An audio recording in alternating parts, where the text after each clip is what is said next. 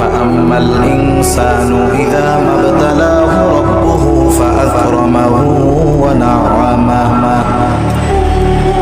আল্লাহ রাব্বুল আলামিন বলেন ফাআম্মাল ইনসানু ইযা মাবতালাহু রাব্বুহু মানুষকে যখন তার রব পরীক্ষা করার জন্য ফাআকরামাহু ওয়া না'আমা তাকে সম্মান দেয় আর সম্মান দেয় সম্পদের মালিক বানায়া দেয়।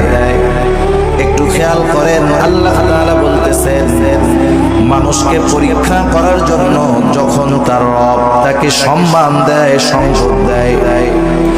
তাকে নিয়ামত প্রদান করে সে নামাজ না পড়ুক রোজা না রাখুক সে মানুষের কাছে বলে বেড়ায় ফায়াকুলু রব্বি আকরামান আমার রব আমাকে সম্মানিত করেছে। আল্লাহ তাআলা বললেন আমি মানুষকে সম্মান